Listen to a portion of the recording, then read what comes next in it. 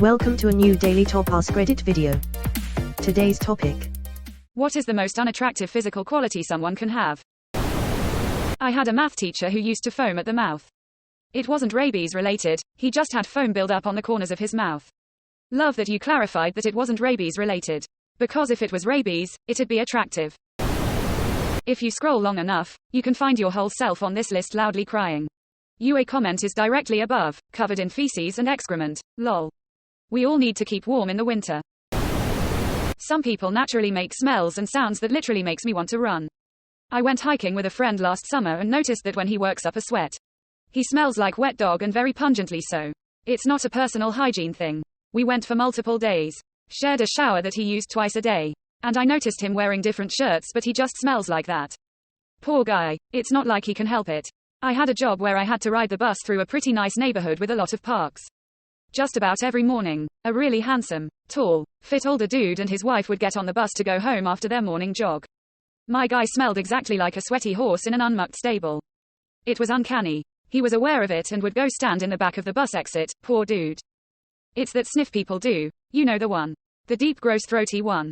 Oh dude, I literally puked once in elementary school because the sub we had that day kept doing the sniff and swallow. Just vomited all over my desk after listening to him swallow snot for 30 minutes. My mom makes mouth sounds that create a burning rage within me that if somehow harvested, could power the United States for an entire year. Edit. Hey guys, I know what misophonia is. I sort of have mild, selective misophonia but I really have a hard time with my mom specifically lol and almost anything she does drives me insane. And makes me want to throw myself out of a moving vehicle lol. So my mild misophonia turns into overdrive when she makes mouth noises. When my spouse eats, it can't be in a silent room. There has to be conversation or music, because the sound just sickens me. I don't know what it is or what they're doing, but it grosses me out. I've never told them.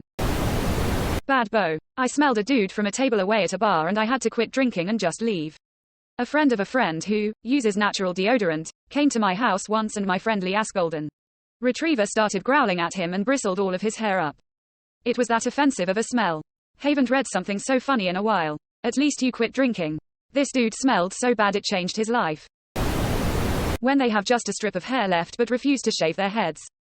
There's a guy in my office who has just a strip of hair in the back. And a puff of hair right on top. Near the front. It's about the size of an Egg McMuffin. It looks ridiculous. And every time I see him I can't help but think he must not have a friend, loved one in the world. Or else they would tell him to shave it. A puff of hair right on top. Near the front. It's about the size of an Egg McMuffin. Tears of joy. You certainly know how to paint a picture. I used to work with a married guy whose earholes were always chock full of waxy build-up and my immediate thought was, your wife don't give a fuck about you. Of course I never told him. This is terribly unkind, shallow, and also specific. Because people are born with them and it's not like poor hygiene or obesity that can maybe be improved upon. But, tall gums, give me the ick. I feel mean typing that. It is mean, but I agree. My ex-best friend used to call them apartment teeth, because she didn't ask to see the second story of your mouth. She always talked about how unattractive they were. Now she's dating someone who has them LMAO. That's amazing. Me and my friends call them townhouse teeth, and I've learned online they're known as engagement gums, because it's always some woman with a fiancé that has those gums. I'm dying over here at apartment teeth, because it is so close and we've never thought of it. Spitting saliva when talking. We got a lady at work that does this and she also stands way too close to talk to. I call her Jurassic Jen because you can actually see the saliva on her teeth and it reminds me of toothy dinosaurs before they attack. How do I stop? I'm not a healthcare professional. Please refer this and get help as needed. https www.therabreath.com/articles/oral-care-tips-and-advice/how-to-avoid-spitting-when-talking/ Being greasy. Edit. I'm greasy and I hate it. As in greasy hair. Skin. What else gets greasy? I've had chronic and deeply genetic acne and blackheads since I was 12 years old. My skin is also as greasy as it gets and all of these horrible skin ailments destroyed me and ruined my life along with other things. When your face is the first thing people see and you're someone with these problems then you lose all confidence. Become socially anxious and awkward in the extreme. And you have extreme problems with dating and involvement with girls. I'm a 28-year-old virgin due to these and other issues I have. Since I was in the 7th grade. Every single pore in my T-zone on my face, nose, forehead, side of head, area next to nose and under eyes, has been filled to the brim with black as night. Gross blackheads. I even had zits and blackheads on my chest, the fatty part of my arms, and on my upper back. Having pimples on my back from ages 12 to maybe around 21 was horrible, and I was terrified of taking my shirt off because none of my friends had the problem and it was gross. I get all of my skin problems from my mother, who had them just like me when she was younger. Nearly 15 years later, I still have at least 25% of my blackheads. It was so hard and sad for me as a kid growing up, being literally one of a handful of kids in my entire school to have such horrible skin conditions. I didn't know just how bad and abnormal this was until my childhood had ended and both the physical and emotional scars set in permanently. Add this to the fact that my nose is enormous and was maybe the biggest in all my years of grade school, and you wind up with a failed human being with no romantic prospects, no motivation to work, no friends, no social life, and horrible depression due to, overwhelmingly, their looks and not much else. I'm a girl who had the exact same skin since I was 11/12. I also have a big nose with huge pores. My back is full of scars and marks. I avoided any and every social interaction. Never went to the beach. Never imagined ever having a relationship. I suffered from severe depression and social anxiety. I'm 30 now. I started going to therapy when I was 28 and started to take care of my skin with the advice of a dermatologist. I still have marks but no acne. Therapy was the best. Also, I went to university when I turned 25. I took the courage and went on a dating app. Now have a loving boyfriend that accepts me with every mark and scar and with my anxiety. You can do this. Listen to me. You can do it. You should see a dermatologist and maybe go on Roaccutane. That beard, which kind of just looks like they got a couple of fly legs glued to their face.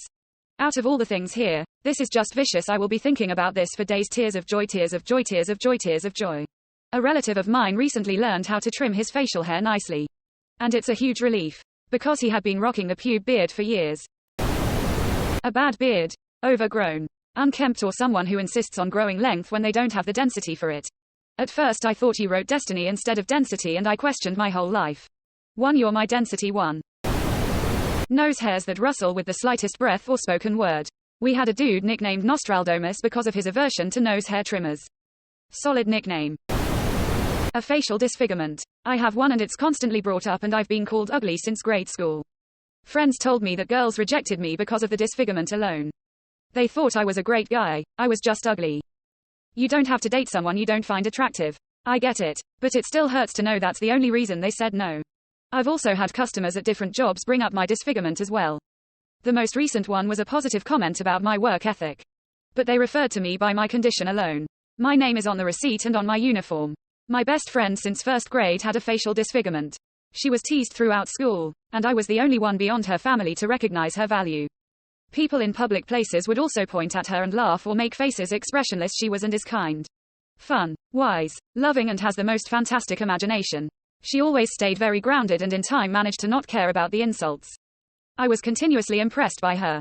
By the end of high school she had an operation that removed the disfigurement. Suddenly people considered her beautiful, and their attitudes towards her changed. This led my friend to depression, since it was hard to cope with such a superficial world.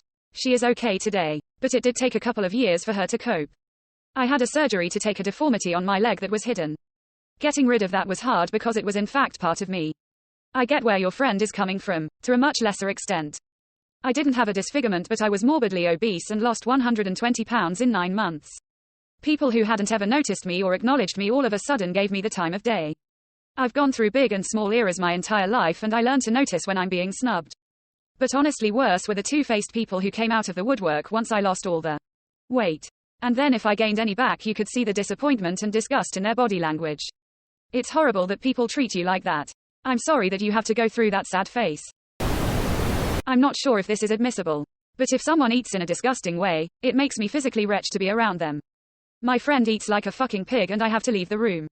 I second this. My brother eats like it's gonna run away from him, and the whole time he's breathing through his mouth cause he doesn't take his allergy meds, and I can hear the nose whistle. Nauseated face. I'm sorry, but I hate your brother based on your description alone. Ask this to any Southeast Asian person and they'll tell you, dark skin. Source. I'm a Southeast Asian woman with dark skin, and people always pointed it out to me saying, her face is pretty even though her skin is dark. I've been called a black hole by some boys in class. People have suggested I use skin lightening creams and treatments, and some women had even expressed their condolences to my parents, saying it will be very hard for me to find a man who will want to marry me. I'm happily married to my husband, who loves my skin and calls me his chocolate heart. I get skin cleansing ads. I live in an Arab country. I hear of girls complaining of having darker areas, ankle, elbow, knee and private areas. It's so weird, like they think it's dirty, because they grew up thinking paler is better. It died down, hope it disappears. I respect the gains, the hard work it takes to maintain it and the way it is also a form of art. But I personally don't find the bodybuilder figure attractive. I find extremely overly muscly people extremely unnatural and unattractive. To me, they look like bison or bulls. Lol, I don't think I want to cuddle when I see someone like that.